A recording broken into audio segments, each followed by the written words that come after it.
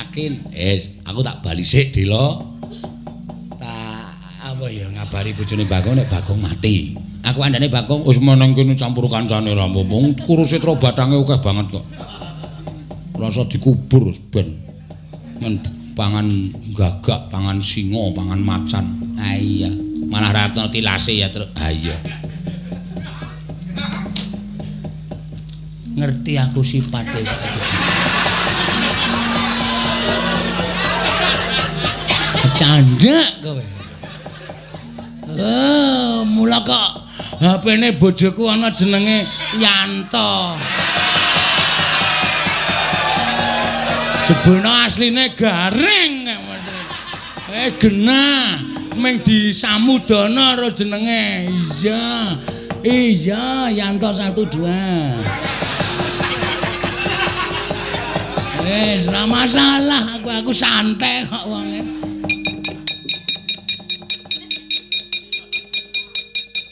Asli rasa melu-melu. Nah ora. Ah dhewe iki wong iki penak kok.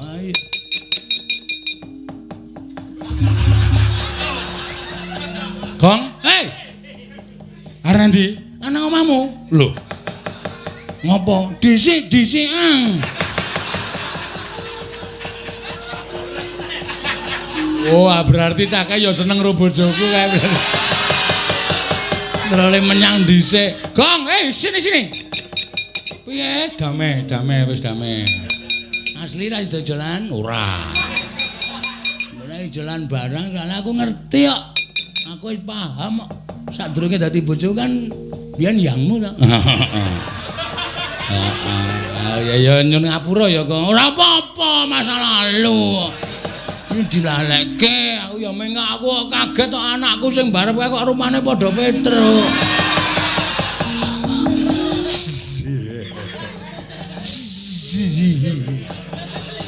Aku yang gumun anakku sing garep kok matane padha kowe. Tos. Ini aku ra dolan karo Semar cilaka iki. Ae simbok ereng kowe njur arep ngawur wae. Nekat. Njur dolan karo Semar ora reng, mbok ora kaya ngono iki. Terus sencaki ndoro Udawa sing ngamuk kaya ayo dibantu ya, Tru ya.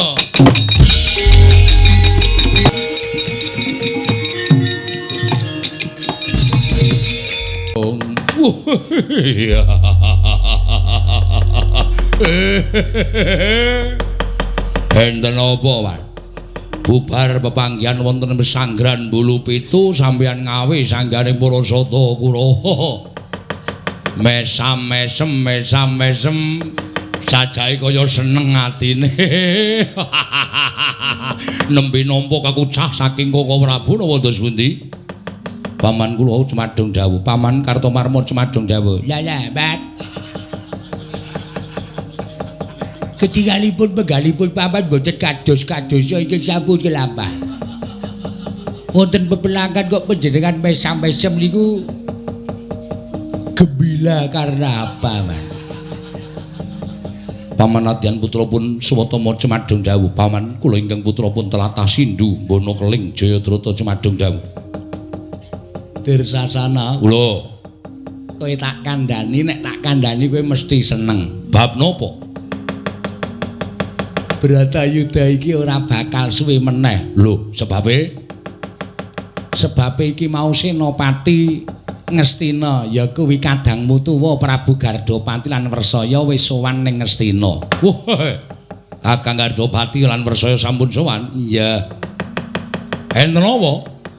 Ngaturake yen to wis bisa narik kawigaten ning Werkudara lan Janaka diajak perang adoh saka Tegal Kurukasetra. Nggih, kula nggih ngerti. Terus kabare saka Gardhapati karo Prabu Wersaya ngandhakake nek saiki Werkudara karo Janaka wis kecemplung ana ing embel. Kecemplung wonten ing embel. Is ora isa obah mingkari mateni. Mula perang iki bakale ora suwe meneh merga Werkudara karo Janaka bakale tekaning pati. Nek Werkudara Janaka mati kekuwataning Pandhawa ora ana. Kekuwataning Pandhawa wis entek, mateni Puntadewa paribasane angel mijet wae ngranti. Puntadewa mati minangka dadi ratu ning negara Ngamarta tegese nek ratune mati perange bakal mandheg Kurawa ngukup kemenangan. Mula kowe tak lumpukke iki kowe padha tak wenehi pawarta sing bakal iso marakake atimu bungah, atimu seneng. Mengkono munggo pawartane lan sak banjure prajurit ingkang semene akeh diparuh dadi loro ingkang separo nderekake Prabu Gardopati lan Prabu Wersaya. Prapteng ana ing lengkahing Gunung Setrapuru wondene ingkang separo dawuhing Kakang Durna kinen yasa gelar baris utawa sinebut Wulan Tumanggal. Wis ngono kuwi dawuhing Kakang Penemban Durna, dawuhing anak Prabu Duryudana kowe kinen samapta ing gati sawiga ing diri. Bungah-bungah no pikirmu, seneng-seneng no rasamu, nggonmu perang ora suwe meneh. Dur, Nun. Kok kaya ora seneng atimu to? Kowe tak kabari pawarta sing kaya ngene kok ora seneng. Mangke riyen. Nuwun sewu kula niku nek wong cubluk, kula niku nek wong bodho. Kula dikabari pawarta sing kaya ngoten niku mesti ati kula terus jingkrak-jingkrak. Ning bejane Dursasana niku nek ana apa-apa niku kula petung. Kula petung, kula gelar, kula gulung aja nganti kula menika ming manut grubyuk rubuh-rubuh gedang. Sing tundhone kula mengke ya melu kecemplung teng swasana sing ora ngepenakke pikir. Lha kok isa ngono? Nggih. Kok kowe isa kandha kaya mengkono? Sampeyan wong tuwa sing nuwun sewu ora gelem menggalih kanthi lebet. Apa dumewer Kudara Janaka wis kecemplung enten ing embel, ora iso obah, terus iso dipateni kanthi gampang. Terus Kurawa iso nemtokke yen Bratayuda niku menang. Merga Prabu Puntadewa mboten iso bakal lumawan Kurawa 100, patine Puntadewa paribasane angel mijet wae ngranti suwe banyu sinaring. Wah. Wong niku nek omong penak wae mung kari ngetokke swara man. Sing tumandang sing rekoso. Lha kok sing tumandang sing rekoso, sing arep mateni Werkudara karo Janaka kuwi Prabu Gardopati karo Prabu Wersaya. Lha tak takon, Werkudara karo Janaka dina niki pun mati dereng? Durung mlebu ning embel wis ora iso obah. Ning bakale tekaning pati merga ature wis ora iso duwe kekuatan apa-apa ming kari nyabet pedang gulune. Wong loro mau bakal tekaning pati. Lah durung mati kok wis do seneng-seneng. Ngoten. Nung ibarate durung mati kok wis diumumke teng masjid. Ayo tutuki wong kampung sampean. Wong urung mati kok wis seneng-seneng bunga-bunga sampean pripun? Tur nek sampean gelem menggalih lho, Pak. Werkudara Janaka niku wani maju perang teng Tegal Kurusetra niku mboten mung paitan wani tok. Ning wis rangkep jaya kawijayan aji japa mantrane wis rangkep mula ora aneh. Nek wong loro nika luput senjata tawa tegese ora iso dikrenah cindrakane, ora iso dikrenah patine. Arep wis klebu wonten madyane ngembel ora iso nglawat, ora iso obah. Ning ampun mangtem tokke dhisik nek Kurawa niku pun menang Bratayuda ampun wong urung ana buktine Werkudara karo Janaka mati kok wis arep do seneng-seneng. Terus sampean saniki kula suwuni prisa. Nek Janaka karo Werkudara mati kok terus sampean gawe gelar Cakrabyuha, gawe gelar Wulan Tumanggal, mateni Puntadewa, angel mijet wae ngranti. Wo, lah niku mbaya mikir wae. Nuwun sewu lho Puntadewa niku ampa klemak-klemek midak telek ora pendeng. Kapuk padha empuke. Telek ya empuk, kapuk ya empuk. Nadyan midak telek ora pendene Puntadewa niku angel disirnake. Ampun ming gawe entreng. Nika duwe pustaka Jamus Kelima Sada. Nika wong ora tau tumindak dosa, wong sing ora tau tumindak dosa niku diayomi karo sing gawe urip. Isa uga Puntadewa mlebu teng gelar Cakrabyuha, dikrubut para Sata Kurawa wis samapta ing gati sawiga ing diri. Ning bareng Puntadewa mundi pustaka Jamus Kelima Sada, pustaka Jamus Kelima Sada dirapal Kurawa mati kobong kabeh ya iso. Mudial we. Dipikil mal. Sampeyan niku meng Werkudara karo Janaka cemplung nang umbele kok. Apa le? Umbel. Embel. Oh, beda. Beda. Embel iki segara. Ning ora ketok yen to kuwi segara nanging wujude kaya dene lendhut. Yen obah awake saya mudhun, saya mingslep, saya mingslep kuwi Janaka Werkudara cemplung ning nggon embel kaya wah tak kelo nek umbel. Wong iki nek kupinge sowak ya ngono kuwi. Ngoten lho, Mang Penggalih, ampun pun digawe enteng. Napa-napa niku nek digagas enteng bakal abot. Ning napa-napa niku nek dipikir abot bakal enteng. Niku yakin, Mas. Siji, durung iso ditemtokke Werkudara Janaka tekaning pati. Loro, ora gampang mateni Puntadewa. Luwe-luwe nuwun sewu, Pandhawa niku anggepe nama ming 5 tok sing maju perang. Srayaning Pandhawa ya pirang-pirang. Ratu-ratu srayaning Pandhawa sing padha sumuyut nungkul pangrahing para Pandhawa pirang-pirang. Luwe-luwe Pandhawa diayomi karo pujangganing Bratayuda. Inggih menika Kaka Prabu Ndarawati. Rataya. Plirak-plirik mripate. Nek dikandhani ora, wong tuwa senengane gampangke perkara. Anak Prabu Ndarawati kuwi ora duwe kewajiban melu perang. Nggih, ning nika sing mranata Bratayuda kula wis paham. Nika sing nata Bratayuda, nika sing ngerteni Bratayuda. Merga nika sing kegurungan buku Jitapsara. Mboten kaya campean ngalor ngidul mung gawa kuping hu. Mbok ora ngomongke kuping hu dur. Iki wis suwe banget wis ora ana sing ngerti kuping hu. Sampeyan niku lah nek Prabu Kresna niku ngalor ngidul nggawa Jitapsara. Oh, lelakone bakale kaya ngene, lelakone bakale kaya ngene. Kula nuwun sewu nggih, Man. Nek Cinuwun Ndalawati dulung gugup penggalihe dulung bingung niku berarti Bratayuda tetep mlaku kanthi lancak. Tetep mlaku anut kodlating Jawata. Ning nek Cinuwun Ndalawati niku wis bingung, Kaka Prabu Kresna niku wis bingung. Kepiye ajeng matrapake ulipe? Ah niku berarti Bratayuda pun ajeng miladati kodlating jagat. Kaya niki. Niki Cinuwun Ndalawati ora bingung. Berarti Werkudara Janaka niku mboten mati. Ning sing mati Senopati Ngastina. Lha cah iki piye ta iki? Ora kowe iki wong endi ta? Kula tiyang mligi, Man. Kowe melu sapa? Melu Ceng Payu. Kowe iki wong Kurawa, kudune nek Werkudara Janaka arep mati kowe iki seneng. Lho, le beda pelacakane wong aja dipadake, Man. Kula niku arep Bratayuda wis dadi, arep do paten-patenan kalih sedulur kula adik kula para Pandhawa. Ning kula niku tetep menganggep Pandhawa niku sedulur kula. Ning kelak bakale kowe kudu mateni Pandhawa apa kowe sing dipateni Pandhawa? Bab niku gampang. Niku gampang ora cah digawe bingung. Wong ulem niku sing dinteni napa? Antri modal kabeh niku, Man. Pandhawa menang Bratayuda sok bakal ya tekaning pati, Kulawa menang Bratayuda sok bakal ya tekaning pati. Sok nek tuwa-tuwa kabeh bakal tekaning pati. Ming sampeyan niku suwijining menungsa sing ora mikil mati. Lumangsa sampeyan urip niku mblungsungi kaya ula. Mula pakalti sampeyan sak ngisoling dalamaan duwe pakalti sing angkala mulka Budi Candala ora ngerti, ora gelem eling kalau sing gawe urip. Niku olah cah pelang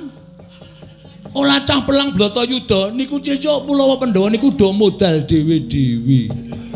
Ngeten. Niki pelang niki rak menganut kodlating sing kuwasa to. Sing jeneng menungsa menika mboten ica oncat kalih teng winatan kodrat. Kodrat. Ngeten. Kabeh menungsa menika lamun digaliske duwe kodrat dhewe-dhewe. Pandhawa karo Kulawa dikodratke kudu pelang wonten ing Bratayuda Jaya Binangun. Kula kalih Pandhawa kudu nglakoni pelang. Ya udah enggak apa-apa. Ngoten lho. Nglakoni mawon pelange, sing menang sapa, sing kalah sapa, cuk. Nek wis rampung bakal ketok, ora cah nganggo kalti sampe kok anu Janaka digawa ngadoh, Werkudara digawa ngadoh menawa pen Pandhawa ora ndek kekuatan. Bener ngendikane Kakang Mas Dulcacana, Puntadewa niku arep kaya ngono niku ya kekuatane ngedapi-dapi. Aku minjul dipameli nganggo wulan tumanggal. Arep dicekel nganggo coklo biyuha. Apa mesti Puntadewa mati? Belum tentu. Ica uga Ngelus ngendikane Kakang Mas Dulcacana, Prabu Puntadewa mlebu teng Caklabiwa teng tengah-tengah ajeng dilanjak nganggo jempaling. Prabu Puntadewa mundi pustaka Jamus Klimasada. Monggo pustaka Jamus Klimasada niku nek pun dipundi Prabu Puntadewa jagat niki gempa 8,8 skala Richter. Niku terjadilah Yuparmi. Tsunami kok Yuparmi. Ngoten niku men dipikir lho lah sak penake dhewe lah. Terus niki pripun? Niki pripun ampun meneng wae mengke ndak sama malah cetluk malah nglekoso. Lah mikil banget malah mumet silae. Der Nun.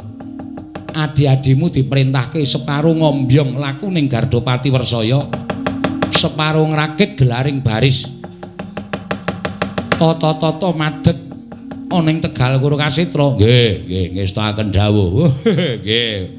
Mboten langkung namung estu padha Paman Haryo Sengkuni. Swatama wonten timbalaning adawuh metu njaba nembang ora budhaling wadya. Non Paramadal pasinan yen tambah pengestu. Sing ati-ati aja kaya bocah cilik Swatama. Angsa nembah kang piniji Sang Swatama sigra medal kondang wadya bala mangku rumahap kang para wadya anambe dawuhira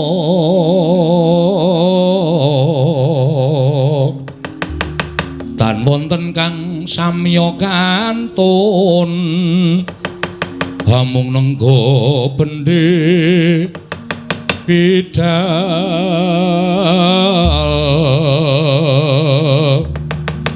wis rampung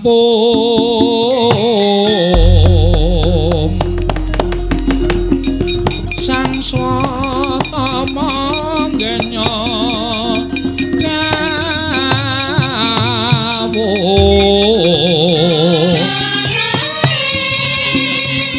mring prawadya bala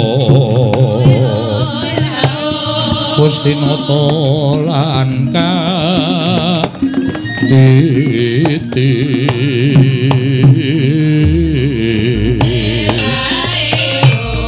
Setya Putya Sang Swatama tur unika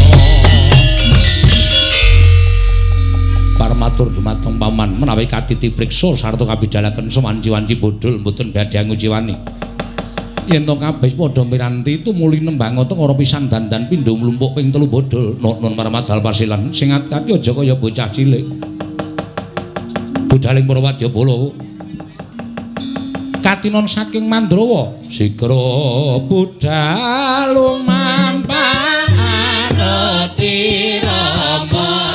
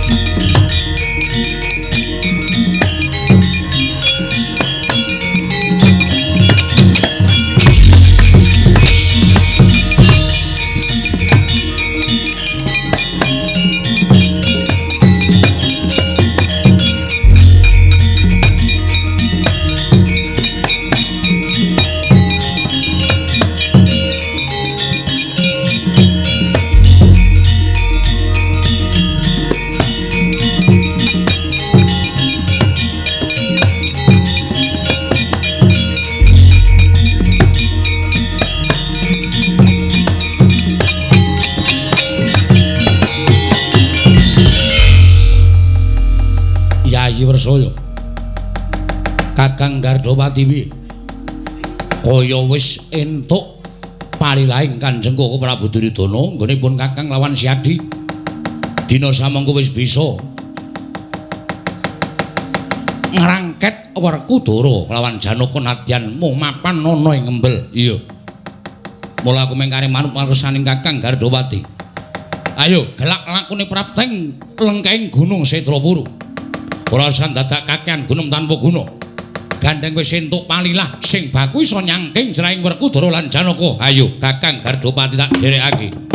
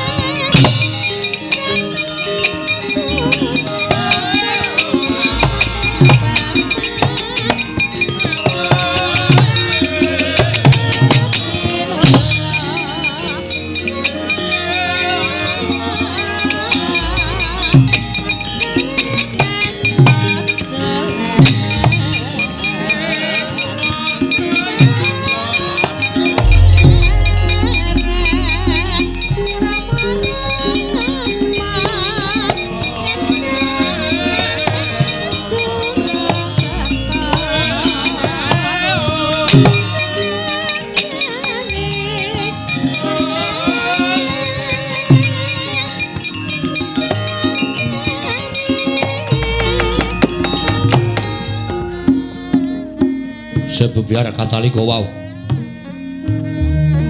Nalika semanten datan kacarita lambahing Sangya Prasata Kurawa ingkang ngombyong kelawan tindaking Senopati Ngastina Prabu Gardopati mawa Prabu Wersaya ing mangajab prapteng wonten lengkahing Ngarga Setrapura. Datan kacarita nedha lumampah ana gandha kawusa ingkang mapan wonten ing pesanggrahan Glagah Tinunu. Pesanggrahan ing Glagah Tinunu sinten lenggah madaring pesanggrahan menika ta warnane garwa ing Madukara. Nanging Sang Dyayu Wara Sri Kandi ing nadyan wujud wanita parandene. Samangke wis tau tate madeg Senopati ngrabasing pandhita ing Talkanda Sang Mahatma Resi Wara Bisma. Risa juga nedheng sawetawis ngaso madyaning pesanggrahan. Dinadhep satru ing garba Raden Harya Setyaki, datan kantun Patih Udawa, miwah datan kantun Sanggya para Panakawan. Nalika semanten gidhuh enggalih Sang Dewi Wara Sri Kandi Kodheng krana menggalihaken ingkang garwan Raden Janaka miwah ingkang Raka Satru ing Jodipati dereng katingal kondur madyaning pesanggrahan.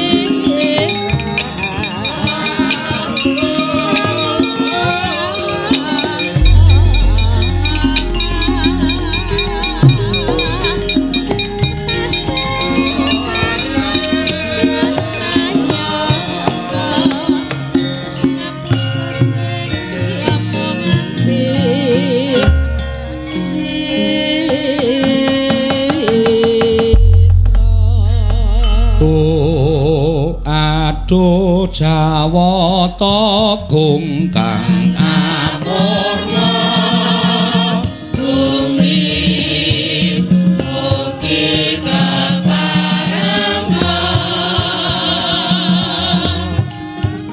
maring pangaksama maring kawula kang bisa pilih jatuh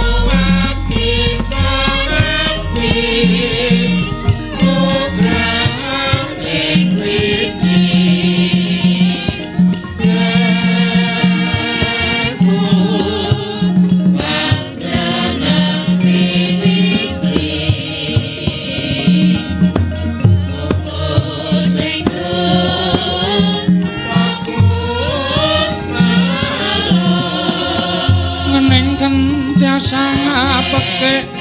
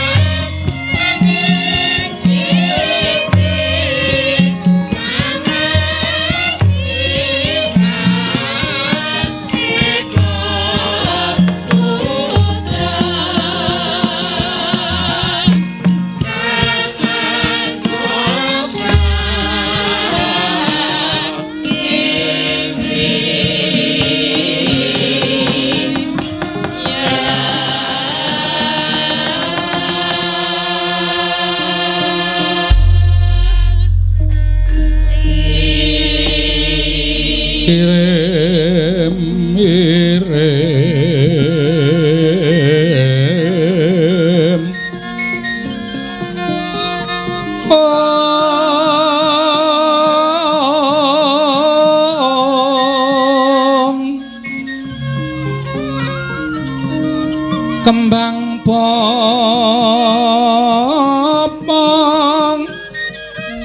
terate bang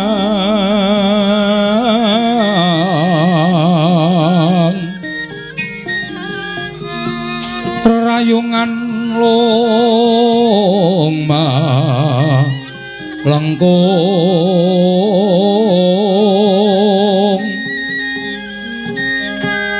tumelong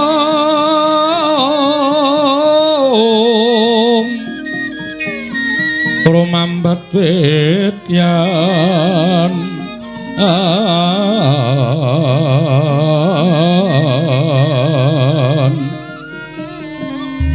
wis kang mawor raras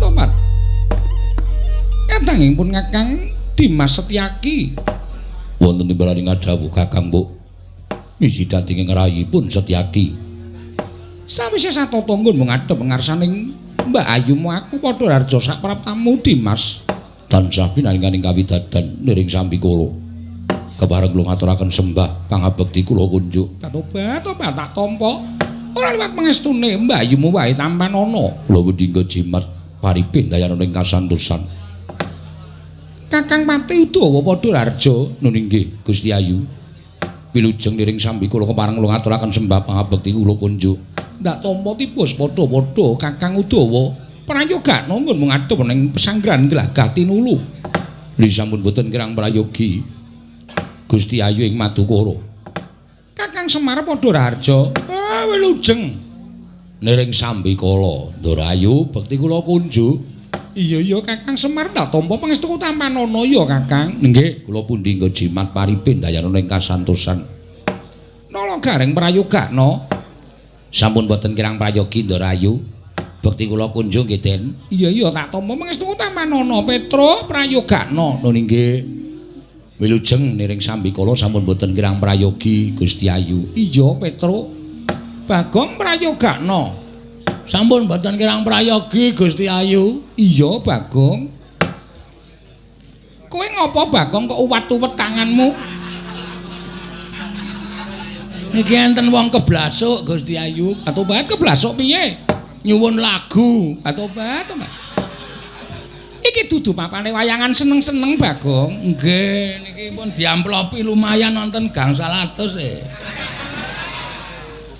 ya kono yen kowe arep menehi lagu kono aja ning kene mboten kula ajeng ten mriki mawon ora nganggo seneng-seneng kaya biasane ya Gong lakone Tru lakone Bratayuda iya ora nganggo limbuk cangik engko lagi nembang gubuk asmara cangike kepanah ndase iya malah modar suasana peperangan kok iya pancen tur dasare nek tradisine ya ngene iki ya iso diparingi sithik ning gara-gara ning ora akeh aku biasane malah ora nganggo gara-gara ora nganggo limbukan terus lakon sewengi ngono ya dadi lakone ora pedhot dalan rasane men ora ilang rasane iki rasa perang e. Ha iya, iya. Batobat ping ditakoni seklima wae le ngomong akeh banget Bagong. Meneng dhisik. Oh nggih, nggih. Ha mboten omong sampean nggih. Kowe anggere muni dina iki kelodangan sithik le omong akeh banget. Ayo nyon ngapura. Terus? Kowe nek upama ndek bojo kaya Ndara Sri Kandine piye, Tru? Wis ayu, gelem gelut. Aku malah emoh ngono. Malah ngrekoso. Ayo ana masalah. Batobat sapa Kang Mas sapa sing marek labrake modar malah. Malah aku mbayangke terus mbayangke apa ya? Ambangane nganggur. Ha iya. Ambangane pikirane aku ki nek ora ngono ki nganu tom-tomen mripatku ki. Tom-tomen apa? Tom-tomen le do kepruk-keprukan ning peperangan. Ha kowe ora ndelok kok. Anggere godho kena nggon sirah cus prot. Wonge langsung mati. Kanu kena panah nggon dodo slep wonge mati. Wah, nganu lho. Apa jenenge iki? Saruma. Apa? Kuwi lho sing tom-tomen lho. Zarima. Trauma. Trauma. Mene tanggo mbayangke sing seneng-seneng ki terus aku ki mangan barang ora kolu lho, Tru. Lho kok iso? Ora ana lawuhe. Tak kira nek perkara le trauma kuwi perkara ora ana lawuhe nek aku ya ora kolu. Bagong, dalem. Menengo dhisik, nggih ngertakaken dawuh nggih nggo selingan mbangane senapeng Sepaneng. Setyaki Wonten timbalan. Gido penggaliku bingung rasaku nggonku ngantu-antu marang kunduring Pangeran Arjuna. Nggone nalika semono ngembari marang Senopati ing Ngastina ya kuwi Prabu Warsaya. Kelawan Kakang Mas Yodipati nggone madheg Senopati uga. Ayun-ayunan kelawan Prabu Gardopati nanging lha kok jebul ora padha nggadhake marang pitungkasing Kanjeng Koko Prabu Ndarawati supaya aja nganti adoh-adoh kelawan Tegal Kurukasetra lan aja nganti ninggal marang para prajurit negara Ngamarta. Nanging tinumune nganti dumugi tekan dina iki lah kok durung kondur marang pesanggrahan Mbah Tobat. Kuwatir ngrasaku yen to nganti mengko Kurawa ngetoni Senopati banjur sapa ingkang bakal dadi agul-aguling prajurit saka para Pandhawa Setyaki. Nuwun sewu, Kakang Mbok. Nadyan ingkang ngrayipun Setyaki menika dipun ajengaken wonten ing pabaratan kula mboten badhe mingkuh. Bebasan sampun ngantos namung dumugi ning pejah. Nadyan dados ndeking pengamun-amun lebur tumpur kuwandanipun ingkang ngrayi kula ikhlas. Kinarya bebanten tabuk tawuring kemenanganing pepunden kula para Pandhawa.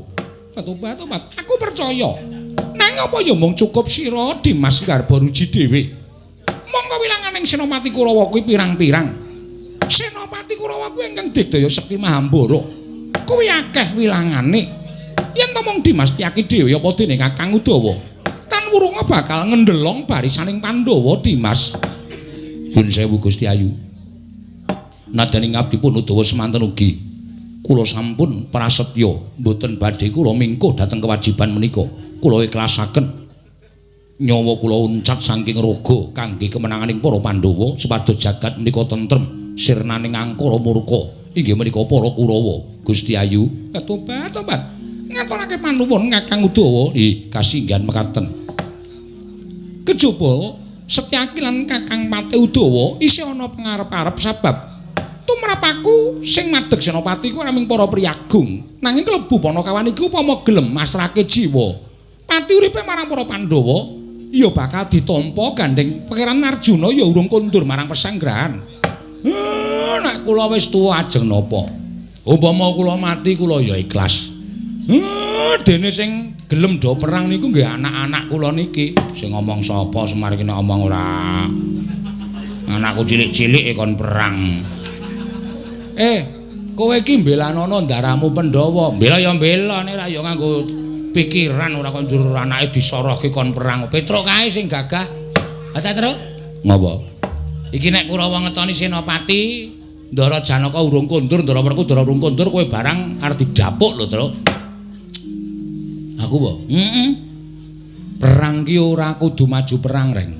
Lho, perang ki kuwi nek karaku ning mburi gaweke unjukan para pejuang-pejuang ku ya termasuk berjuang. Lah gaweane dhewe gaweke unjukan para pejuang-pejuang kuwi, para satria-satria senopati kuwi. Lah nek aku won perang aku wis sapa wong aku kesektene ora duwe kok. Sing ampuh dhewe sing tangane iso murup abang iki lho, iki. Kuwi beda lakon, Truk. Biasane kowe nek pamer kae tanganku murup abang, tamakke gunung iso jugruk. Akene sediakno. Tak tamanane rumangsane ra.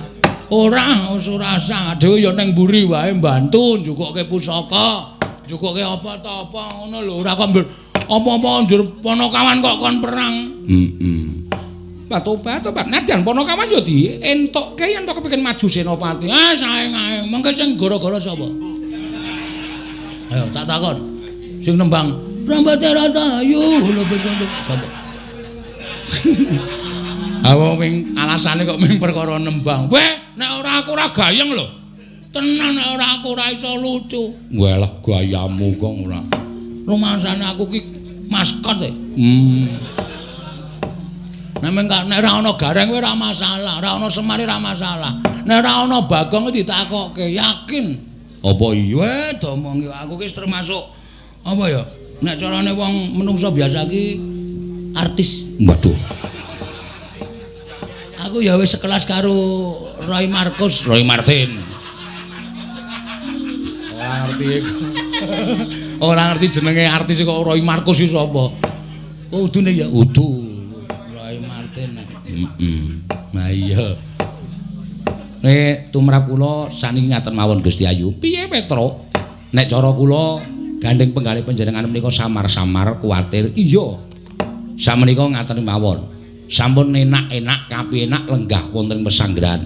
Terus kudu dijaga kahanan Tegal Kurukasitra. Mbok menawa Kurawa ujug-ujug dadakan ngetoni senopati utawa Kurawa gepuk perang wonten Tegal Kurukasitra. Lah, nek nganti ora ana sing tata-tata, nek ora ana siap sedia, wah saya ngrekoso melih panjenengan mboten tata-tata ngerti-ngerti Kurawa nyerang. Wah, niku malah saya bahaya. Ha to, Gong?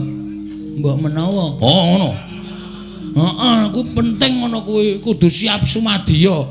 Ampun mlenggahan ngenten iki, perang kok ditinggal lenggahan iku sing ajeng maju sapa? Aja, Tru. Engko aku maju kowe kiper ya, Tru. Oh, siap, beres rasa kuwatir. Wis ngono wae. Pokoke disiapke, dititi priksa kahanan Tegal Kurukasitra. Mbok menawa rombongan Kurawa sing ajeng nggunakake kalodhangan kudu disingkirake. Ndara Gusti Ayu Wara. Sapa iki to? Walah, kowe iki senengane medhot. Suasana niki wis tegang, wis kenceng. Lah kowe iki terus le omong lali ayo terus medhun meneh, drop meneh. Heeh. Sapa to? Ndara sapa? Sri Kandi. Hah? Sri Kandi. Sri Tanjung. Sri Kandi. Kuwi headset iki copot sik headset iki.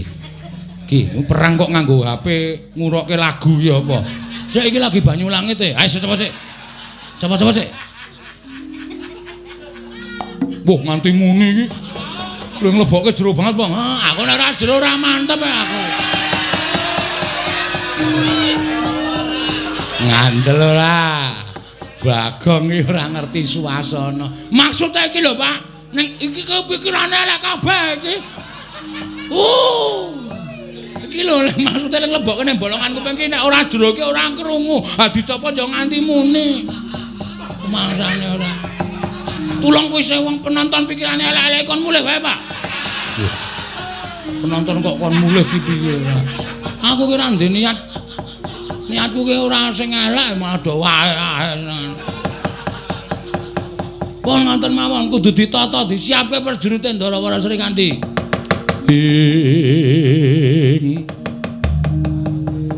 Wanodya yutama ngambar arum sang kusuma.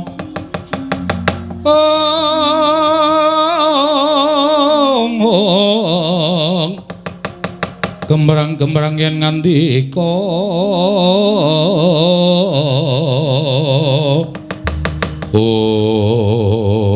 Setyaki wonten timbalan. Omong dadarake Panakawan tak kira bener.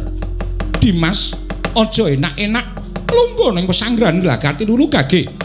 Ketapna para wadyabala kabeh saka ing pesanggrahan supaya samapta ing Gati Sawiga ing diri mbok menawa ana trubusaning satra ingkang maraja saka sela-selaning Garut. Ubayane aja mbalen jani Dimas. Lho niki ngestaken dawuh pareng bidal dinten samangke. Sing ati-ati aja kaya bocah cilik.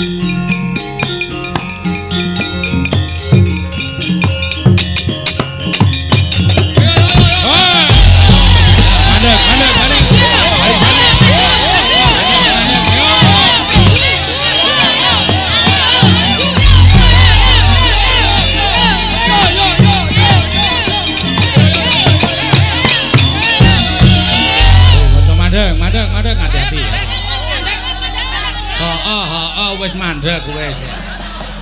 Mandek. Hati-hati. Iki ana barisan nyaketi Tegal Kurukasetra. Iki ana barisan sapa? Iki barisaning Pandhawa. Saka pesanggrahan Glagah Tinulu nampa ngemban dawuh timbalaning Gusti Ayuwara Sri Kandi kinen tata-tata mbok menawa Kurawa ngetoni Senopati. Ora lidhok ujaring wong adaplok. Iki ana barisaning para sata Kurawa, iki genderane gendera Kurawa. Aja ngawur. Iki ora niat bakal mapan ing Tegal Kurukasetra. Iki arep ngombyong Senopati Prabu Gardopati lan Wersaya. Ora iso. Barisan liwat Kurusetra tetep tak anggap kuwi barisaning Kurawa. Wah, jan iki kok malah salin perkara. Ora perkara salin perkara, iki perkarane wong perang ora usah dadak solan salin. Butuhe Kurawa neng kene tak anggap kuwi wis ngetoni Senopati. Aja ngawur, aja sik iki dirembuk sik. Kene-kene aku sing tuwa tak rembuk kuwi tak kandhani ya. Iki barisane ora barisan perang ning ngombyong Senopati. Ya kuwi Prabu Gardopati lan Prabu Wersaya. Lah kok dadak liwat Tegal Kurusetra? Lah dalane ping kene kok. Nek kowe liwat Tegal Kurusetra tak anggap kowe wis maju perang. Wae, iki ora arep maju perang. Iki lho sawangan tombake sing dibungkus. Iki tombake wis ana sarunge dhewe-dhewe iki ora jenenge ora samata ing Gati Sawiga ing diri. Pokoke dawuh Gusti Ayu Wara Srikandhi sapa sing neng Tegal Kurukasitra dianggep kuwi mungsuh. Arep nganggo pawadan apa wae kudu di singkirake lan diundurake. Lah malah perkara iki malah perkara beda ae, ora perkara beda. Iki nggone wong perang. Iki nggone wong perang dudu nggone wong nggo liwat barisan pawe gundule atos. Iki anggepmu tok nggo apa iki? Ngene iki ngene lho tak kandhani iki kandhane apa kanca gepok perang gepoke.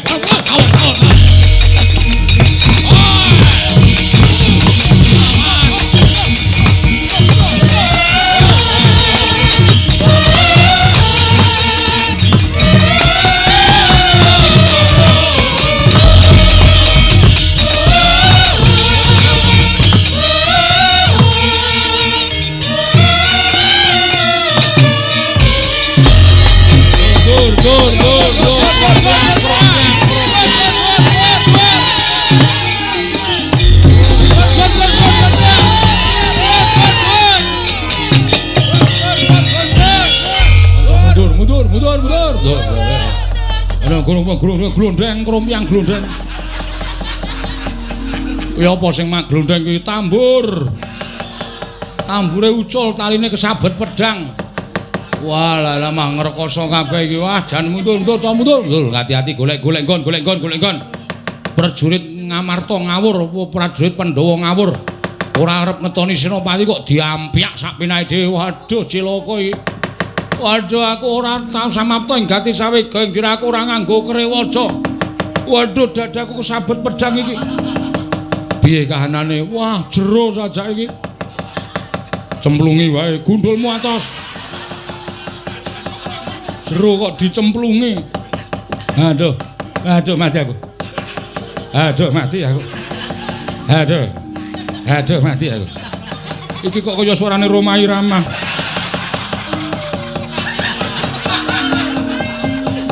Aduh mati aku. Terlalu aduh. Kenapa kowe? Wah cengelku kesabet pedang aduh. Tambani. Waduh. Aduh lara tenan aduh. Kupingku ilang, Cok. Kupingku ilang iki. Tambani. Aduh. Piye kowe? Aduh iki kecocok tumbak. Lempengku suwek kecocok tumbak. Aming lempeng suweke kok nangis. Lempeng. Oh tak kira nek lempeng. Iki lho delokne golek tambani. Sapa sing tatu meneh? Sapa sing tatu goleki sing tatu goleki. Aduh. Nang apa? Rekku ilang. Nek kecekel tak nggo ngobong raimu. Mingreke ireng kok aduh kaya wong kono-kono ngopo. Wajan. Aduh. Ngopo? Ora iso buka rok.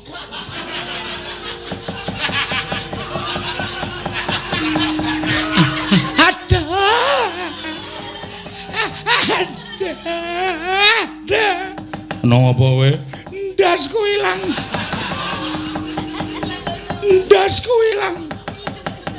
Ndas ilang kok iso omong.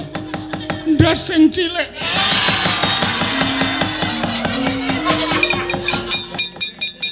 Kesabet pedang lho. Iki dadi piye bentuke iki?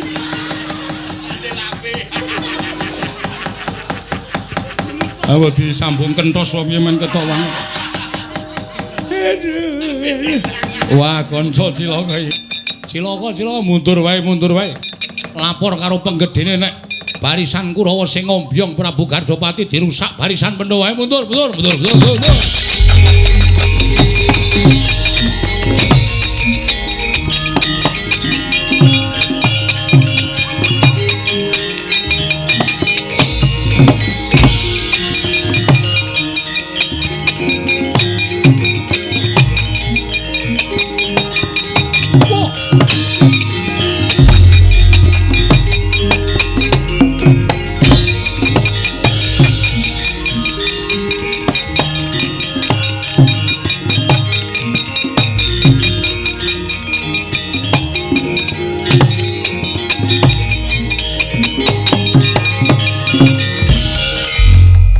Pituti lamun katututan lamun mangsa prawira diktaya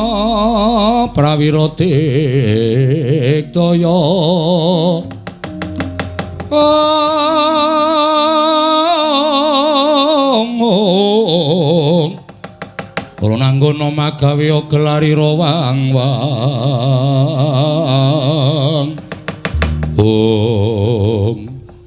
Swatama dasar Paranyata Setyaki ya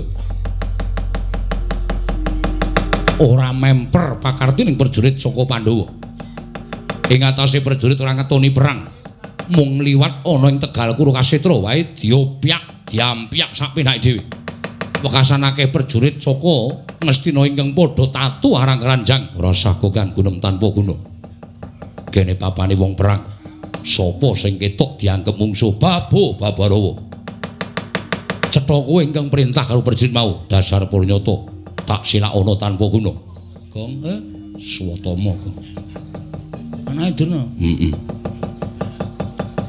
mati apa ya ayo mbuh pengen weruh Swatama mati ya arep ngopo to sapa-sapa arep tok weruh iso mati iki aku pengen weruh critane kok ora ngerti kudrate dhewe-dhewe kok ayun-ayunan Rundara Sencaki wis tantang-tantangan kaya aja omong wae gek perang apike ade omong wae engko bek ra sida perang iki edan ora Petro wae nggih Ndara Satama ya Bagong kae nggih ngersake andong napa ndasmu kuwi kuwi oh wani ora wani wae ana Ndara Sencaki kok nek dhek arep nganu aku mesti karo Ndara Sencaki diajar kita Den yo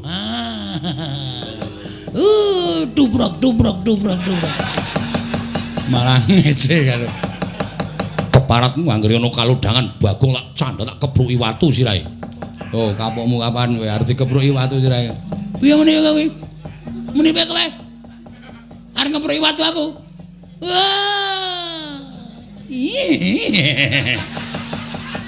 Gong ora gawe mangkel. Rasa dadak kowe ngancam Panakawanku.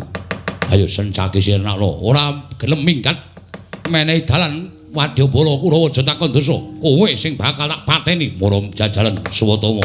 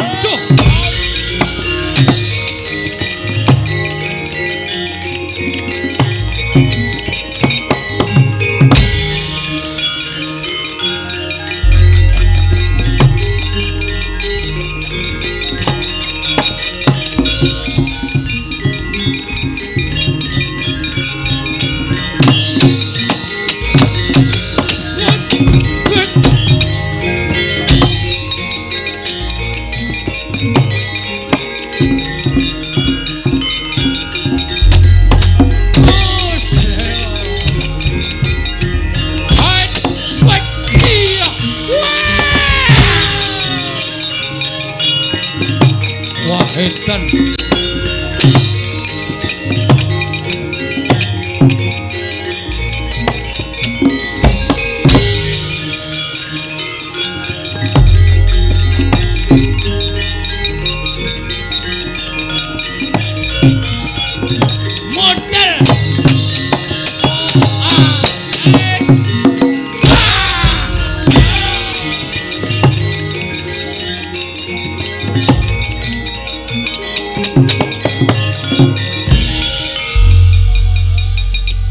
Turu ki ora ning nggon gaman. Aku mawar nyaut gaman lho, Gong, ora sengaja sing tak saut kok malah kowe.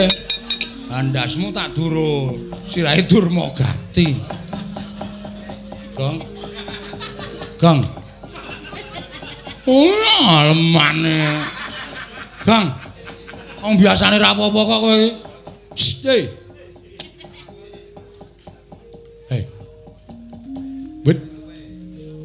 Marmo perang ditegogrok akeh banget.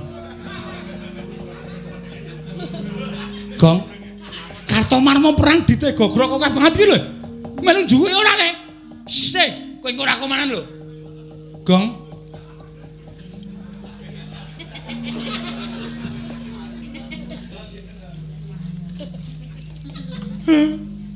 Gong.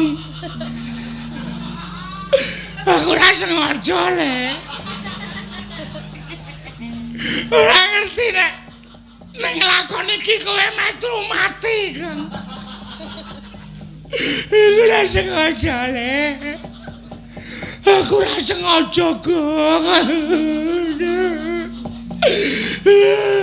Aku meneh turu nang cedhak godho.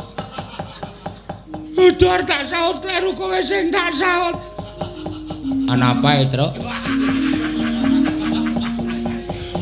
Bagong mati, Rek. Bagong mati. Mati kena apa? Turu nang nggon gaman. Aku perang karo Durmagati, aku arep nyaut godhok. Kleru nyaut Bagong, sirahe Bagong tak duro sirahe Durmagati. Masa atos sirahe Durmagati? Jare sak ngertiku Bagong ki ora mung sirahe sing atos, suarane wae atos. Lah nyatane mati ngene kok. Ya wis. Ya mengkari bejo kowe apa bejo aku. Kok bejo kowe apa bejo aku? Bejone Bagongan ayu. Ayo ngabari secepatnya golek layang kematian. Terus bojone Bagong statusnya ronda kampung. Oh iya ya. Wis ora usah digetuni. Nang perang kianane Muktipa mati kok. Awak dhewe nang peperangan Bratayuda ki ya mung pasrah bongkokan. Sing mati sapa dhisik? Dilalah kok Bagong sing mati dhisik. Oh. Ha piye? Lah aku monggo kowe. Nek jane aku le ngesir ki suwe to. Nek jane lho. Nah kowe wis rapati srek e. Sampoke rada lemu ae rapati srek. Ayo wis nek ora pati srek ya aku wae. Wis asli lho iki nek engko kecekel aku kowe ora ganggu lho, ora. Yakin. Aku tak bali sik Dela. Tak apa ya ngabari bojone Bagong nek Bagong mati. Aku andane Bagong wis meneng kene campur kancane ra mumpung kuruse tro bathange akeh banget kok. Rasa dikubur ben. Men pangan gagak, pangan singa, pangan macan. Ah iya. Malah ratno tilase ya terus. Ah iya. Ngerti aku sipate saiki. Candak kowe.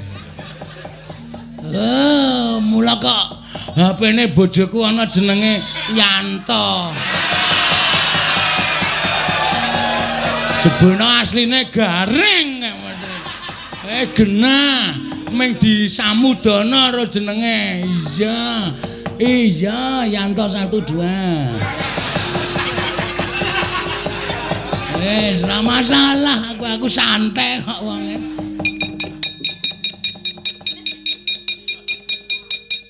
Ini asli lho sama melu-melu lho. Ora. Ah dhewe iki wong iki penak kok.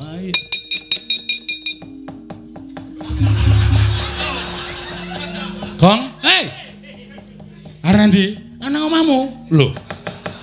Ngopo? Dhisik ang. Oh, berarti Caka ya seneng karo bojoku kae. Terus menyang dhisik. Gong, sini. Piye? Damai, wis damai. Asli ra sida jalan ora. Mulai jalan bareng karena aku ngerti kok. Aku wis paham kok. Sadurunge dadi bojo kan biyen yangmu to. Ya nyun ngapura ya kok. Ora apa-apa, masa lalu. Ini dilalekke, aku ya mengak aku kaget kok anakku sing barep kok rumane padha Petruk.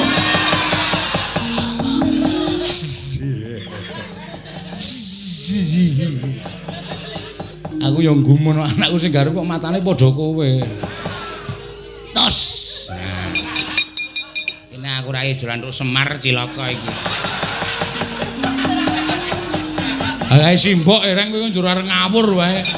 Nekat. Njur dolan karo Semar ora reng, mbok ora kaya ngono iki. Ndoro Sencaki, Ndoro Udawa sing ngamuk kaya ayo dibantu ya, Tra ya.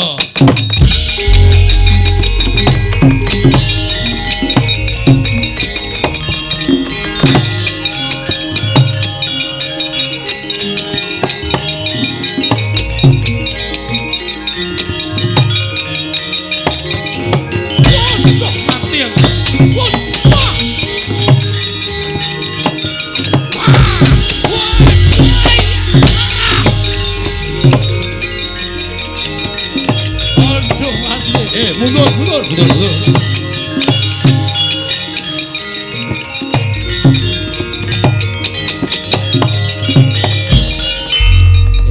Rebut balung tanpa isi, rebutan kemiri kopong.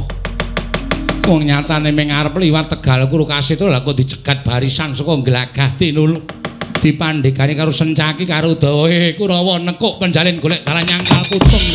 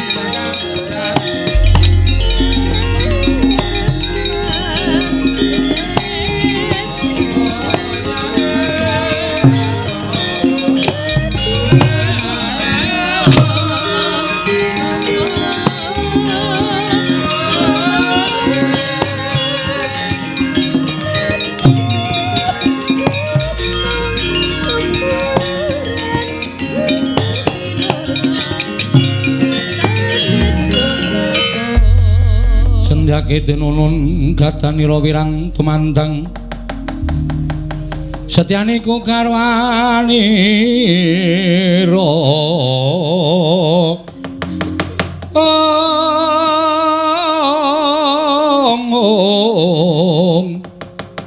setyaniku karwanira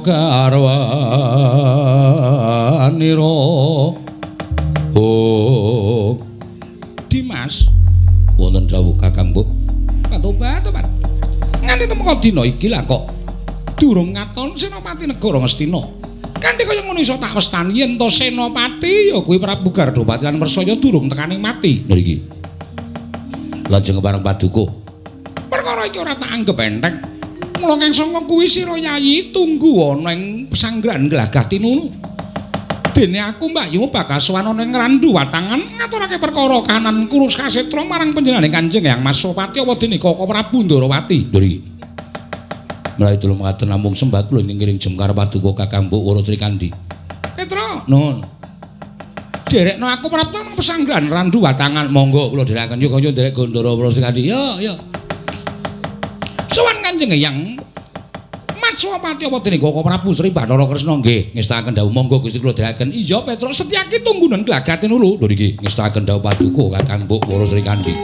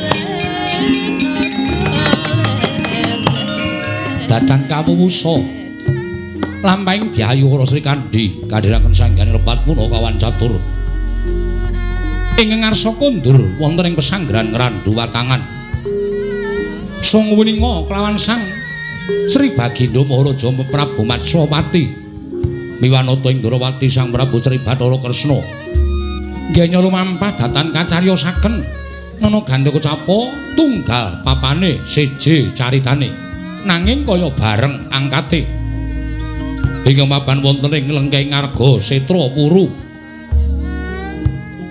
Nenggedyan Werkudara miwah Dyan Arjuna ingkang kepala madyane ngembel datan saged mubah datan saged musik amung kendelan kemawon parandening mangke eling-eling jiwaning satriya amung risang Bratasena ingkang tansah nguwuh-uwuh anantang dhateng Senopati Kurawa nenggih Sang Gardhapati wah Sang Wresaya.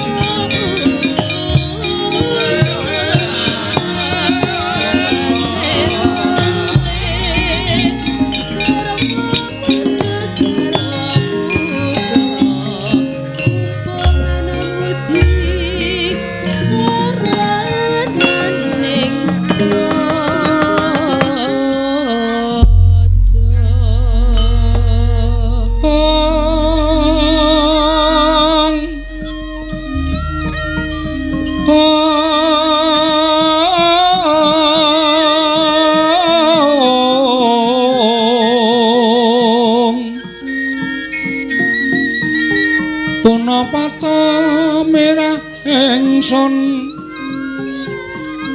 prihatin waspagung mijil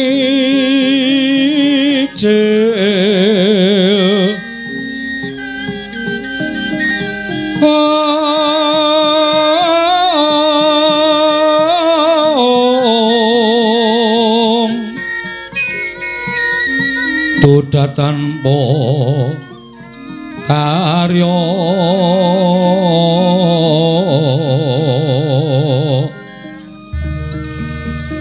sangkang rinemekan Gusti gelung rino sak sekarnya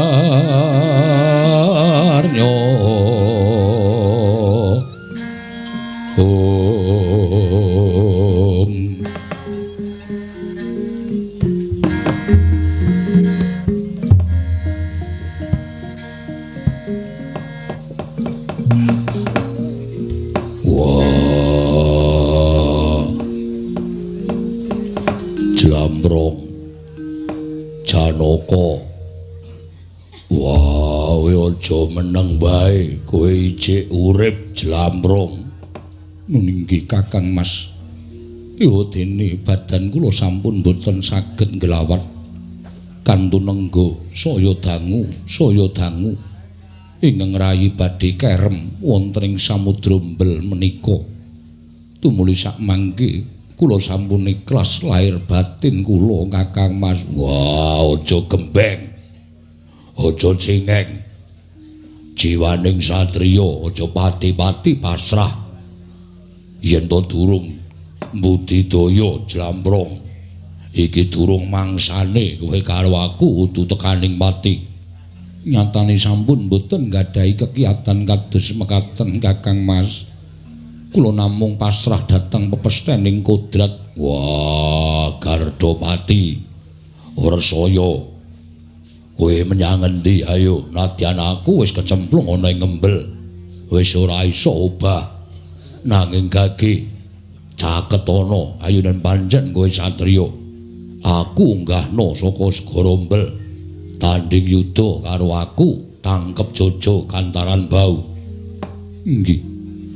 Kakang Mas Gumana musik wonten manahipun ingkang rayi Madukara nalika kula lan Kakang Mas nampi dawuhipun Koko Wrabi Ndarawati mboten kenging pisah kaliyan para wadyabala tuwin mboten kenging tebih-tebih saking Tegal Kurusetra ewadene jebul pinanggihipun menika ingkang badhe kelampah kula lan Kakang Mas nerak dhateng walaripun Koko Prabu Ndarawati samangke sampun tebih purukipun saking Tegal Kurukasetra mboten ngertos sangkan paraning bilai menawi lajeng dipun krenah kanthi cara mekaten dipun apus krama dening pun Gardopati miwah Wersaya Koko Prabu Ndarawati ingkang rayi nyuwun pangapunten Koko Prabu sadèrèngipun pejah mbok menawi Koko Prabu mireng aturipun ingkang rayi kula sampun wantun nerak dhateng walaripun Koko Prabu kula nyuwun pangapunten Koko Prabu ing Permara remangus wong ngambrang kati karunaning kasose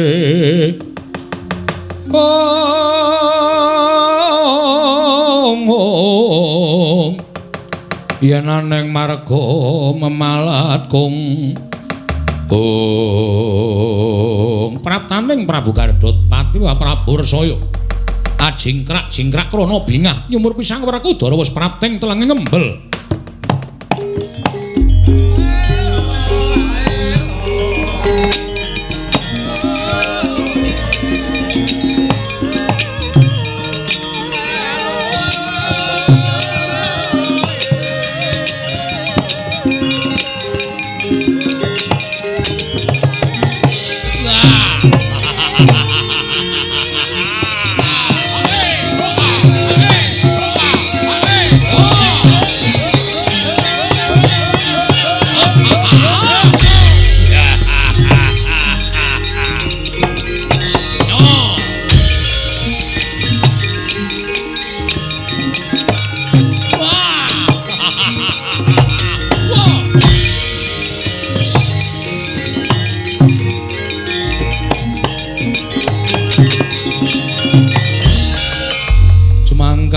manggro sesumbar Lindo bumi kuncing kumalu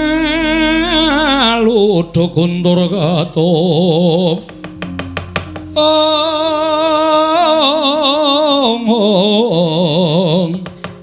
lumembak penyukang kumambang ong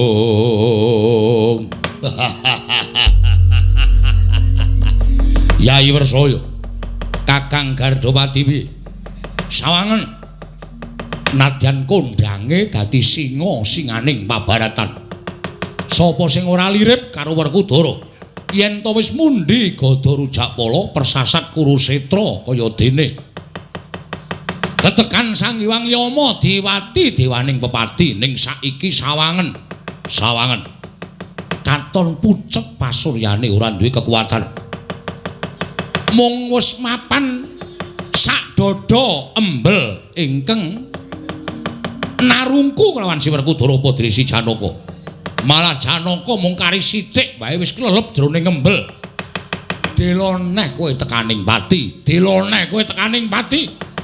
wis ora ana ngumandhanging satriya Njodipati sing dadi dewaning pepati dewaning Antaka ana ing jroning perang Bratayuda Jaya Binangun la dalah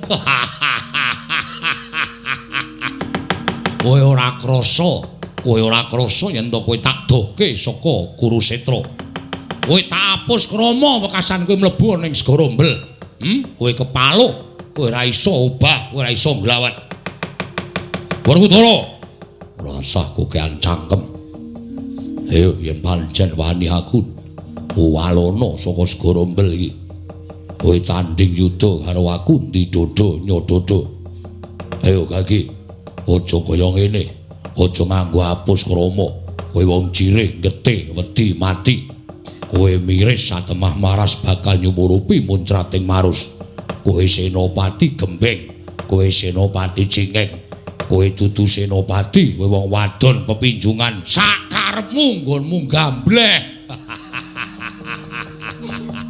ayo Janaka kowe kono ngomong aja ming meneng wae kowe ya ora ngerti kowe tak apus krama kowe mlebu ning embel kowe wong loro ming kari ngenteni wayaning mangsa kala kowe bakal tak pateni mongko wis entuk idi palilaing Kanjeng Koko Prabu Duryudana sing kudu nugel gulumu dudu kok nata Ngastina nanging wis dipasrahke marang Prabu Gardopati lan adhiku Yayi Wersoyo yen perlu kuwi malah luwih prayoga aja ming mbok cenges adhiku ayu Gagi tugelen gulune Werkudara, tugelen gulune Janaka.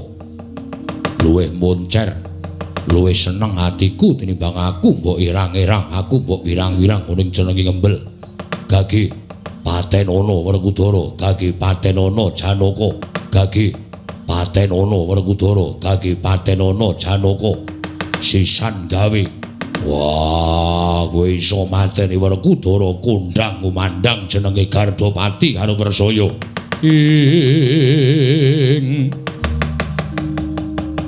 Sikropala kang tumingal prang campo samya medali lir radet wileting kota kocap kacarita nalika semanten gempung penggaling Sang Prabu Gardopati wa Sang Wersoyo Srigala kathak nalika semanten ngasta bedama wujuding pedhang kekalihira arsa nigel jangganing Sang Werkudara miwah Sang Arjuna parandening mangke saya nyaket papaning Sang Werkudara ingkang kepaluh madyaning embel datan graita kumrembiyah rikmaning nalendra kekalih sinaut dening Sang Werkudara linarak wani den blesekake wonten ing embel pejah senopati kekalih Sang Gardopati miwah Sang Wersoyo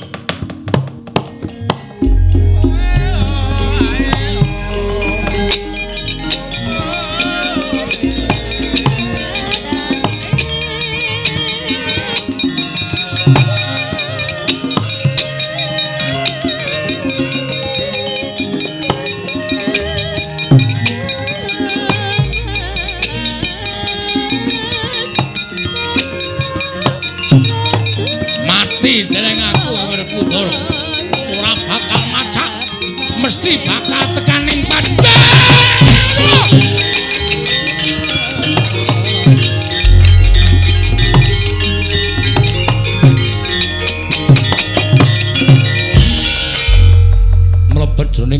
Senopati kali Sang Prabu Gardotpati Sang Wresaya.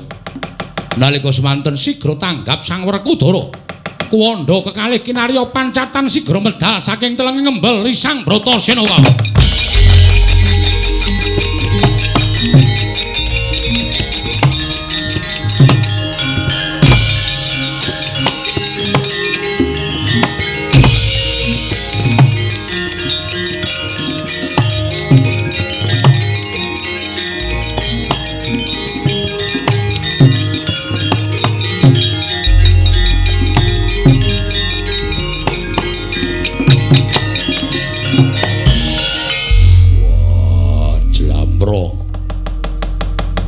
Isih ana palimarmaning Gusti sing nulungi kowe karo aku. Gardopati Wresaya iso tak candhak rambuté tak bleseke eneng kembel. Kuandane tak nggo pancatan aku iso munggah telenge kembel. Kakang Mas. Mboten kinten babar pisan. Pangraos kula sampun mboten mapan wonten ing Janaluka nanging sampun mapan wonten ing alam Mantara. Sumadya sowan ngersaning Wang Mahanasa kula sampun boten gadhahi pengajeng-ajeng gesang. Ewadene saged luar saking telenging kembel Kakang Mas. Wah, Gusti isih maringi mayungi karo awake dhewe. Nun inggih kasinggihan mekaten. Jlamrong wonten dawuh. Kaya dene wong mlaku sing wis kebacut adoh lakune. Nggone mapan ana ing telenging segara mbel, napasku kaya wis meh entek. Kepareng paduka apa ora luwih prayoga. Sawetara ngaso dhisik ana ing Gunung Setrapuru. Sadurunge bali ana ing Tegal Kuru Kasetra. Suwawi Kakang Mas kula dherekaken. Wah, ya Jlamrong.